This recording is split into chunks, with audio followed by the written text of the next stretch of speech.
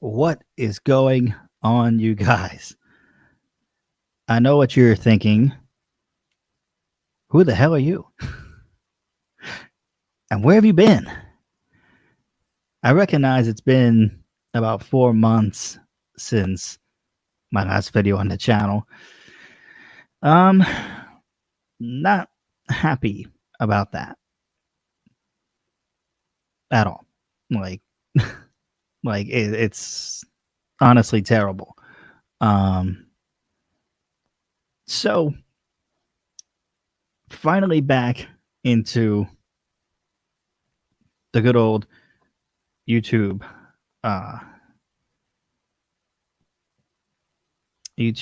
stream. I already have my first comment back from Double D. Man, must have really missed me. You can see he says truly inspirational as always. Except he put sad crying emojis instead of happy laughing crying emojis. So yeah. Well, we'll give him benefit of the doubt.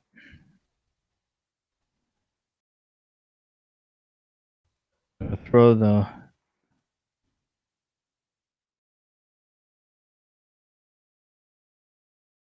link there to join the stream live. I can only have one person on at a time, but should somebody actually want to join, they can. He says tears of joy. Yes, always tears of joy. So there's the link in the chat if you're going to come on and join. But yes, so this is actually the second time I've filmed this. You probably already started watching the last video and wonder why it disappeared.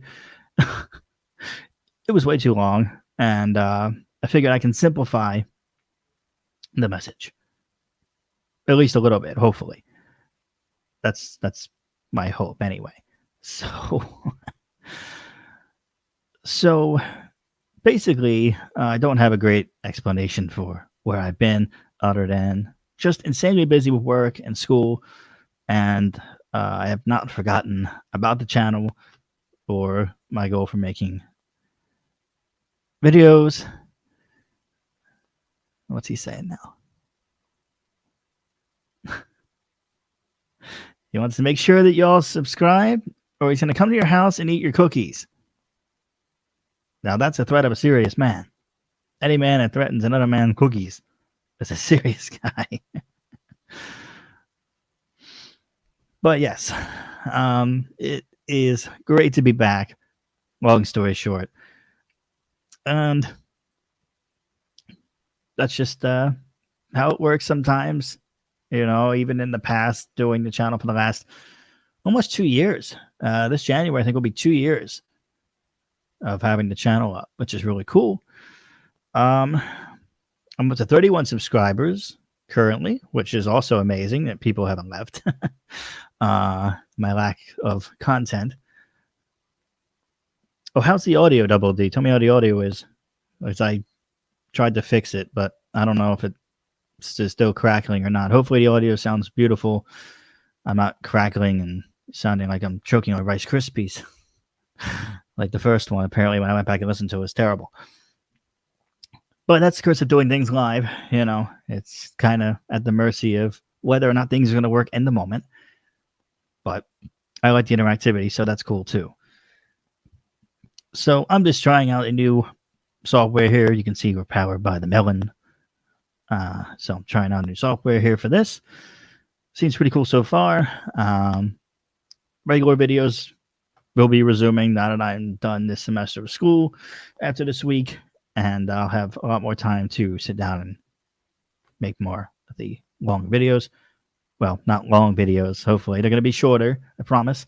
I was getting better with that at the end, and I certainly plan on trying to keep things more concise. But the live streams are cool too. It's a nice way to mix things up. So here we are. So today's video basically just kind of want to touch a little bit on the subject that I've just been thinking about recently, reading a lot of articles, doing a lot of research and things for more video ideas and whatnot. And okay, YouTube's telling me I'm live streaming. Wow, what a concept. But I've had this idea for a little while now. It's something I was always going to do a video on in kind of an expanded form, but really this boils down to the importance of understanding history. I hate when my screen is mirrored. It drives me crazy.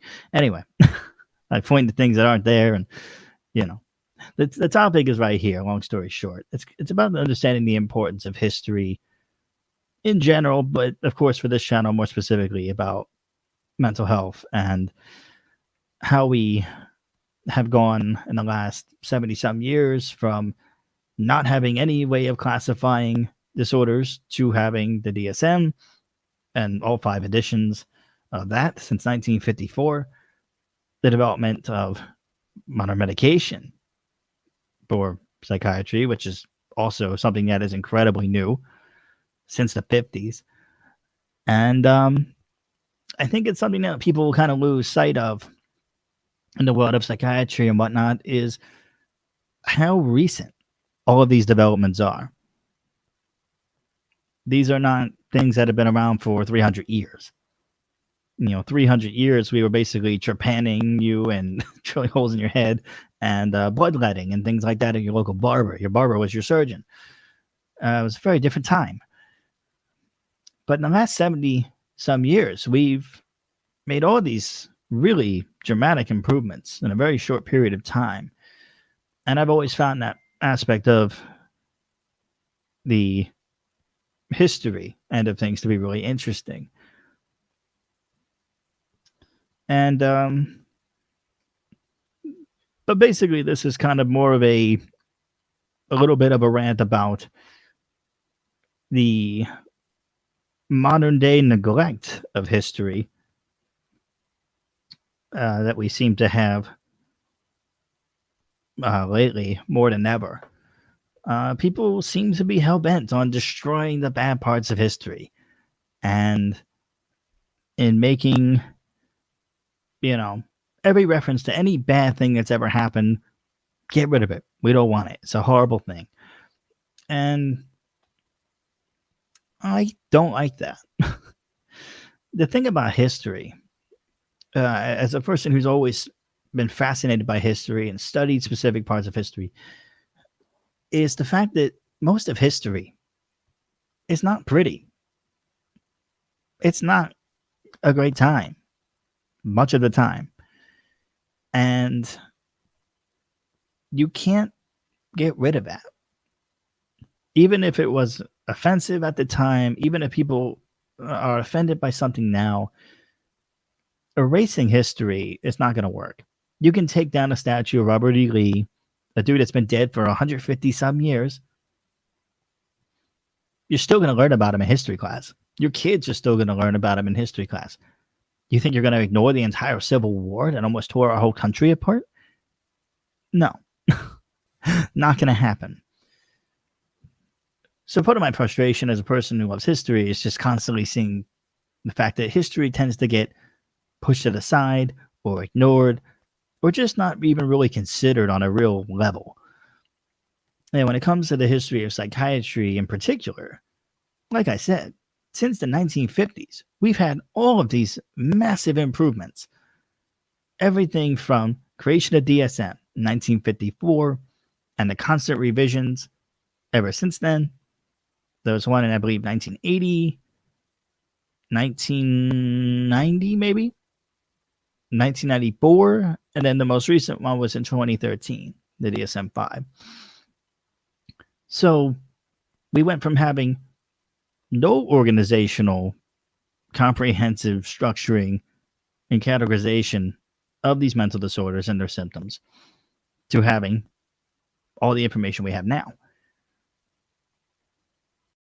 And one of the other things I think that really gets lost in this kind of perspective of not considering the history behind these things is, again, how rapidly this developed. But one of the things that is tricky for people with history, at least from what I read and what I kind of come to understand, is most people really struggle with history because history can be very abstract when it comes to trying to think of the time period at that time, why things were a big deal back then that aren't now, or why we did things a certain way back then, like lobotomies, that clearly we don't do anymore. We now know that the risks far outweighs the benefits, and that there was just it's not a good procedure, right? But at the time, that was the best treatment in theory, one of the best treatments we had. And before medication, before the first antipsychotic came out in 1952, chlorpromazine, very first antipsychotic medication targeted to treat schizophrenia. And of course, other psychiatric, psychotic disorders, bipolar, major depressive disorder, things like that. This was a revolutionary thing because the creation of that single drug, that single antipsychotic, that chlorpromazine, led to the creation of other antidepressants. It led to the creation of the MAOIs and the tricyclics, the old ones, first antidepressants that came out, tons of side effects, but did have potential for a lot of reward if you could tolerate the side effects. The first antidepressant SSRIs, that obviously are the most popular form we use now for the last 20 some years, Prozac, fluvoxamine, came out in 1988. So again, we have made tremendous progress from lobotomies in the 50s, 40s and 50s, into the drugs taking over and being able to treat these things without all these procedures and treatments in the last 70 some years. And I think just that history component is just so fascinating. And I think it's something that I don't really read a lot of people talking about. And it's just very interesting. Because again, that shapes how we treat things now, how we understand things now, the research that we do and the studies that we do, the follow-ups we do over the last 40 years, 50 years of people being on chlorpromazine and other medications. The research is now there. And it's just a great thing. And being able to appreciate that history in this very short period of time, less than 100 years, we went from not even understanding schizophrenia to having hundreds of drugs to treat it and therapies to treat it, and having a real conceptualization of what it represents, what it really entails, how to differentiate it from other psychiatric disorders or psychotic disorders. All these things are developments because we made such strides in the past.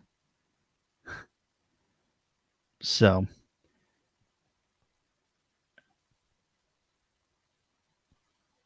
somebody just commented.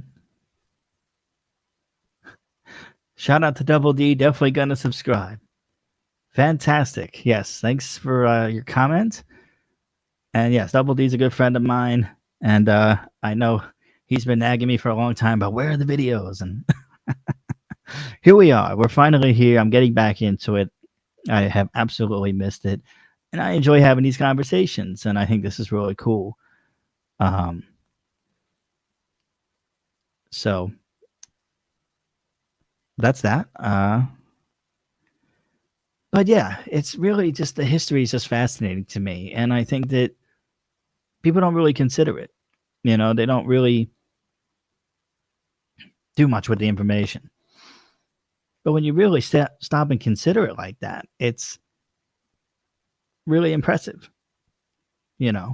Unfortunately, not every aspect of those developments were necessarily great all the time.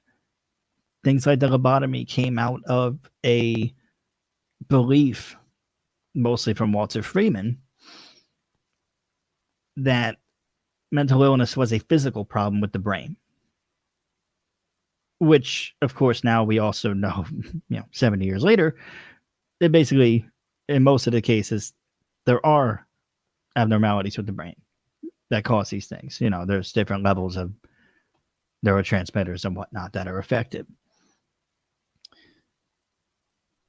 But of course, things like the lobotomy are really, at the same time of all that innovation, are also considered the dark periods of psychiatry. Only about a third of patients who underwent the procedure actually showed clinical improvement. Another third showed not much improvement at all, one way or the other, and the other third had horrible reactions or even died. So a 33% effective rate of clinically significant improvement is not that great. So even in the best day, not the best results. But another interesting thing that comes with the history and understanding the history of these things that's interesting is the idea that, like I said, all these treatments existed, as barbaric, as unusual, and as risky as they were. They existed because this was the best that we had at the time. We didn't have medications to treat these things. We had these treatments that people came up with. Some of the first ones, other than flat out institutionalizing people to begin with, which of course very quickly led to overcrowding and a lack of resources and everything else, that was already a huge problem, was something called hydrotherapy. Basically putting you in a hot tub, or I guess maybe in a cold pool, and they would alternate you back and forth, hot, cold. And that was supposed to kind of shock your body back into normality. So that was one of the first big treatments in the 20s and 30s, the hydrotherapy. I've seen that in shows. I read about that. I've seen pictures of the tubs and stuff. So that was a very real thing. It was a big thing for a while. And then you had things like insulin shock therapy, which was actually what they did in the phenomenal movie A Beautiful Mind, which if you haven't seen, absolutely is a must-see movie. It's got Russell Crowe. It's from 2001, I think. I actually own it. I've shown it to several friends. Every time they come over, I showed it to them. And it's the kind of movie, it has a lot of plot twists, a lot of things that you're not going to expect. But minor spoiler alert, without giving out the real plot behind the needing it, they do show the insulin shock therapy, which was basically injecting you with massive amounts of insulin to drop your blood sugar. You start having seizures. Same idea, resets the body, resets the brain, and then they inject you with glucose and bring you back. And you would do that 5 times a week for 5 or 6 weeks or something like that. And then they basically found out to do the same thing with electricity. You can see where that's going. With electroconvulsive therapy, ECT, same idea. Induce seizures with electricity inside of the head, and then reset your brain. So we had these treatments. They were barbaric. They were brutal. They had serious risks and some potential rewards in some cases. And this is the best that we had to treat these people. And it's easy to look back now. Like I said earlier, the hardest thing about history for a lot of people is being able to appreciate at the time that this is the best we had. This is the best we knew. And it's so easy to say now when we have hundreds of medications, when we have dozens of types of therapy. You have cognitive behavioral therapy, you have dialectical behavioral therapy, you have exposure therapy. There's millions of kinds of therapies. I couldn't even begin to list, 100 of them. There's so many. But the point is, we didn't have any of that back then. It was barely even a thought that talking about your issues could even benefit someone with depression. You know, there's even a form of CBT for psychosis that was developed specifically for schizophrenia and other psychotic disorders. So the idea of even being able to do that is also very unique. And again, it's just hard to wrap your head around. At the time, this was normal. This was the best we could do. This is how we thought of these disorders. We didn't think much of them because we didn't know much about them. So we had to wing a lot of stuff. And these proposed treatments, is really the only way they're ever labeled. Procedures or treatments. They're not cures, certainly. And like I said, they were very risky. And the risk of injury or even death compared to reward is very hit or miss. And just being able to put yourself in that mindset and that perspective to have that mentality of understanding this is the best we had and not to just be arrogant and dismissive and just say, yeah, it sucks back then. Like, clearly we were stupid, but now we know better, right? Well, not necessarily. There's still many things we don't understand. There are still aspects of things like schizophrenia that we still don't understand. We still don't understand how most of these disorders come about. We don't understand how they develop necessarily all the time. There's environmental causes in many, but not all of them. There's hereditability in most of them, but not all of them. And there's a balance in a majority between those two. But it's very hard to pinpoint one way or the other how they come about. In terms of the medicines, even drugs that we've had since 1950s, like chlorpromazine, we still don't even know exactly how it works in the brain. We know it works on dopamine and this and that, but we don't know the specifics of how it works. We can't concretely say how it works. And this is a drug that's been around since 1952. Even lithium, another drug used to treat bipolar and mania and things like that, is another thing. It is one of two of the most effective psychotropic drugs that we have even now that actually is statistically proven to reduce suicidality in patients.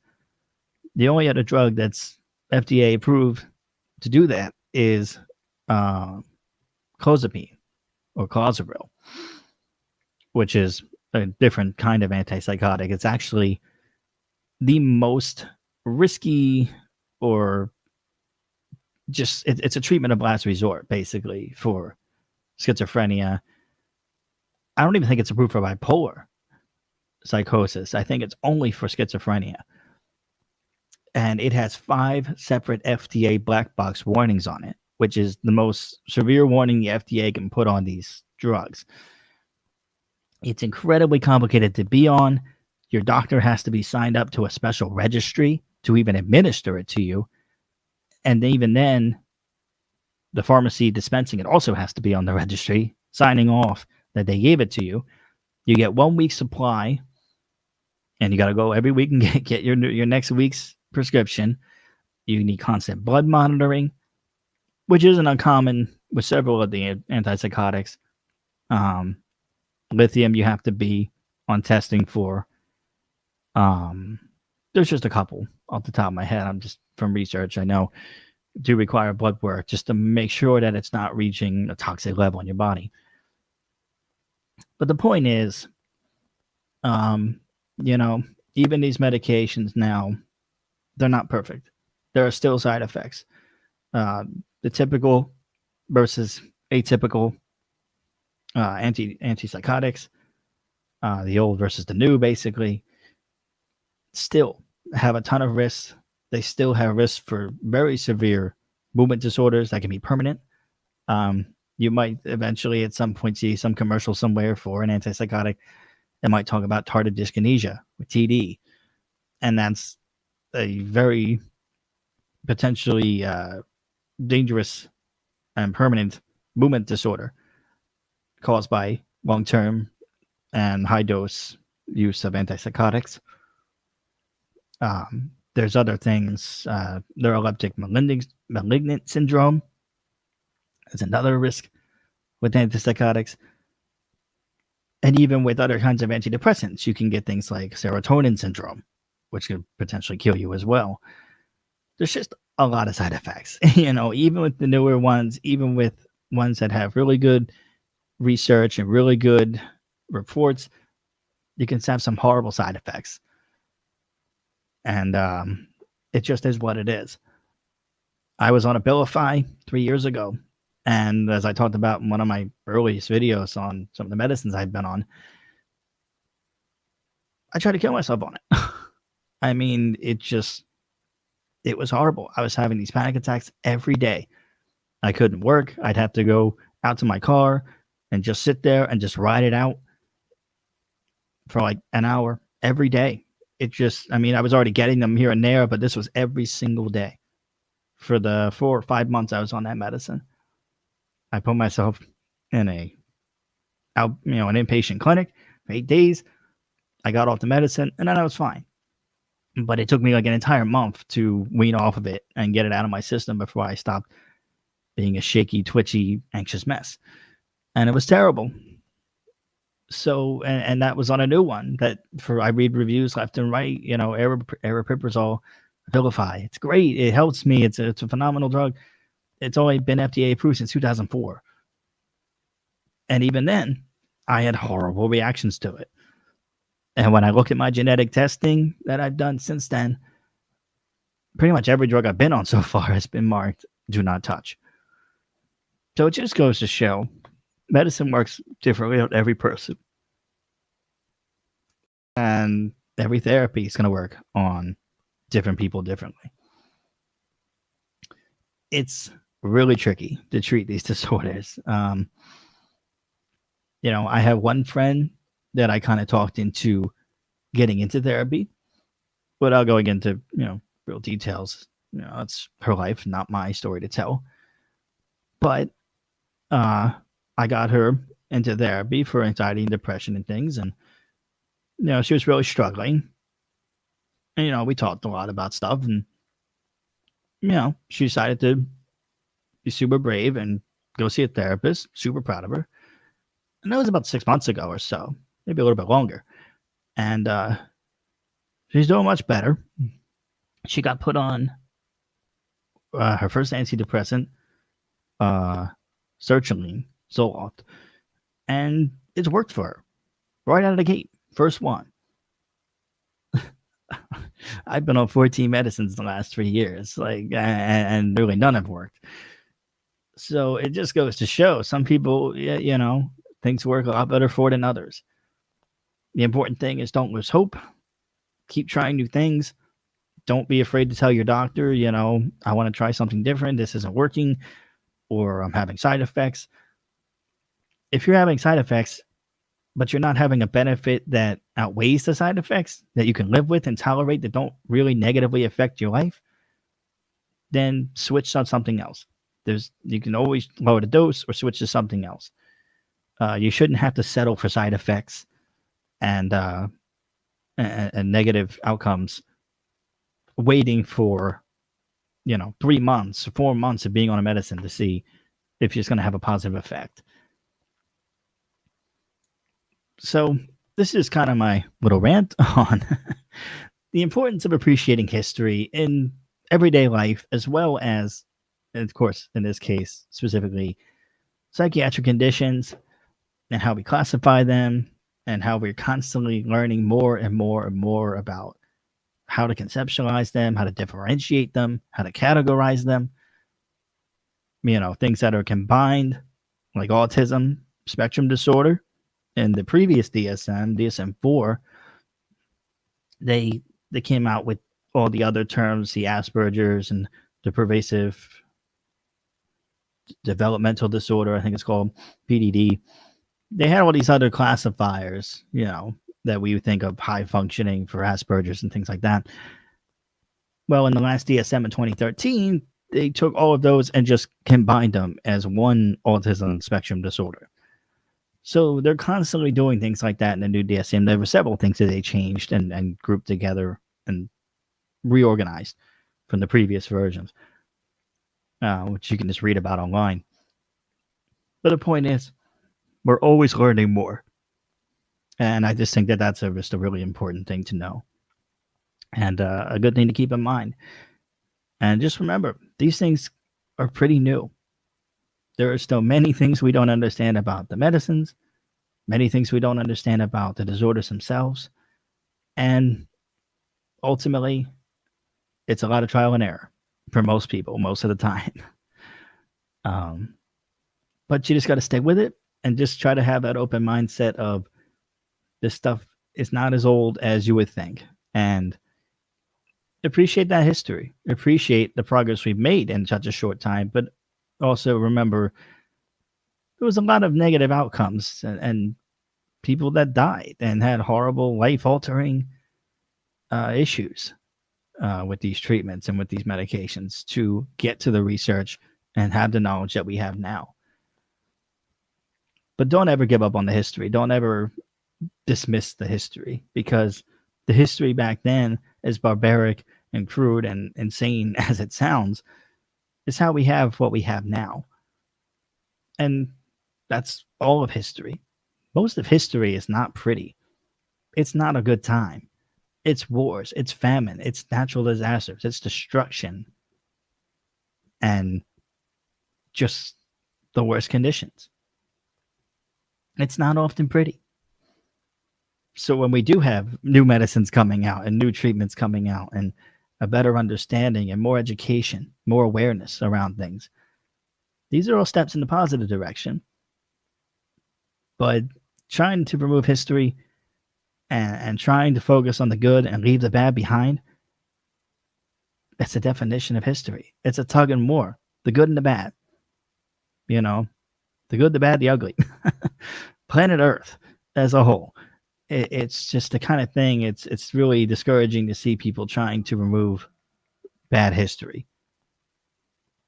Well, most of history is not that great, so I don't know what to tell you. The important thing is to learn from the bad, understand what went wrong, how we got to a certain point, and how to make sure that it never happens again. That's the purpose of history. That's the purpose of understanding history and appreciating history, is to say, we screwed up back then. These lobotomies, we screwed people up. We screwed up Rosemary Kennedy, JFK's sister. Walter Freeman's probably most famous screw up with the lobotomy ever. She was institutionalized the rest of her life. She was 23 years old when she had the procedure done. 23. I just turned 26 in August. That could have been me back then. And because she had intellectual disabilities and, by some accounts, some mood irregularities, which all of that's even been disputed even now. Either way, her dad walked her into Walter Freeman's office, and boom, she had that done in 1943, I think. And it got botched, and she lived the rest of her life in an institution. And for most of her life, until it took her over 20-some years, I believe, to even go visit her, to even acknowledge what had happened to her. They said she was away teaching on a farm somewhere. She didn't like the public eye. She wanted to, live her own little life. And that explained why she wasn't hanging out, with the rest of the family. So bad things have happened. It's the fact that we've learned from them to make sure that there isn't another Rosemary Kennedy being left invalid in, a home for the rest of her life. Unfortunately, that's how we learn. We learn when good things happen, and we learn when bad things happen. That's the importance of history.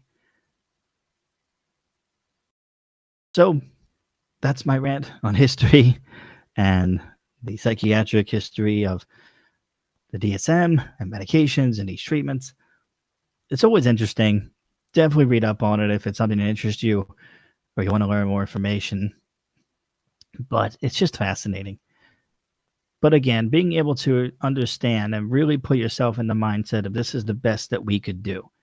We didn't know any better. We didn't know much at all. What we did know was based on observation, was based on reports. It wasn't always the truth or the best information. But everything back then informs what we do and what we have now in terms of knowledge, in terms of treatments, and in terms of understanding and further research well into the future. And that's the most important part. So hopefully you guys enjoyed. Hopefully we'll have a new video out soon. Not 100% sure on the topic. So if you have any ideas, leave them in the comments. I should still be able to see them even after this is over. Let me know if there's a specific topic you want to see me cover. And I'll see you in the next video.